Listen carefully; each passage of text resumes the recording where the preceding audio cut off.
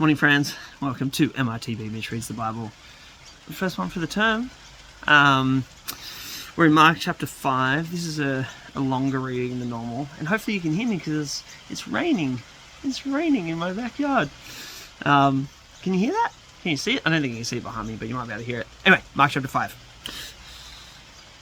They came to the other side of the sea, to the country of the Gerasenes. And when he'd stepped out of the boat, immediately a man came out of the tombs. I think I said tooths.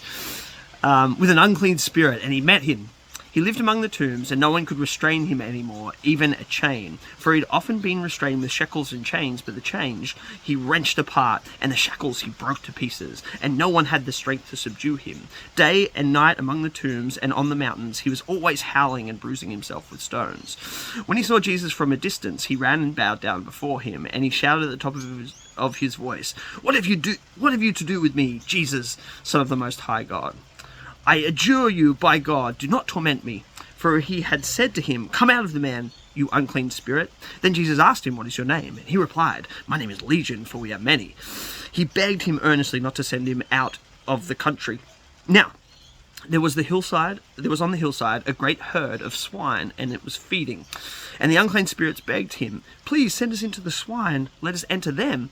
So he gave them permission, and the unclean spirits came out and entered the swine, and then the herd, numbering about 2,000, rushed down the steep bank and into the sea, and were drowned in the sea. The swineherders ran out and told the city.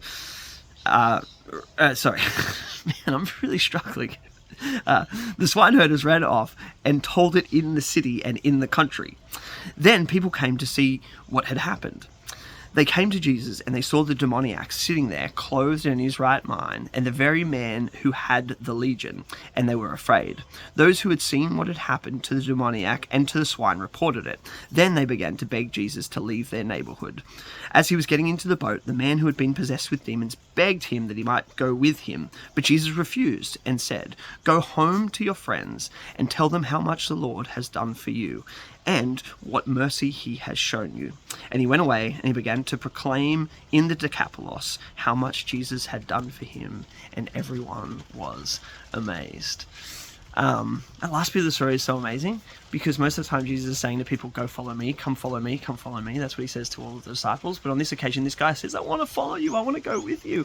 And Jesus says to him, No, stay where you are and tell people the goodness and the mercy of God. It's just a fascinating kind of twist in the gospel after he said, Follow me, to so many different people. If I had to summarize this story in one sentence, it would be this. Jesus goes to the wrong side of the tracks to free a man from sin, death, and the devil. The wrong side of the tracks. We know that this area that the man is living is a Gentile area. We know it because there's pigs. We know it also because it's the area of the Decapolis, is where the Greek people kind of live. We know it also because there's tombs. These are all places that Jewish people were told not to go. They shouldn't go and hang out with the Gentiles or be around the Gentiles. They shouldn't go near tombs. They shouldn't go near pigs, because all of these things were forbidden by the Jews. But Jesus decides to go there anyway. He goes to the wrong side of the tracks. I guess it would be like me going somewhere I don't want to go. Where don't I want to go? Swansea, maybe? Kidding. Swansea's great. It's a great place. I'm just joking around.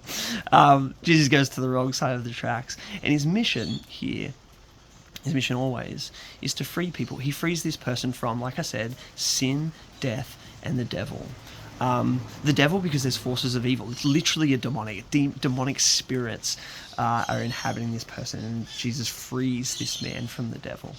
He frees him from death. He's literally living among the tombs. The whole image that you get is this guy is kind of already dead. He's dead in the sense that he's not part of a community anymore. He's dead in the sense that he's living amongst the dead and amongst the tombs. He is already dead. But when Jesus heals him, he is in his right mind, and he rejoins the community. He declares the goodness and love of God. And he frees him from sin as well, which is the violence and the terror that this man was inflicting on others, I suppose, as well. The original proclamation of the gospel, the earliest proclamation of the gospel is that, my friends, Jesus came to free people from sin, their own self-destructive behaviors, from death, human's greatest enemy, and from the devil, those forces of evil that keep us oppressed. That is the gospel.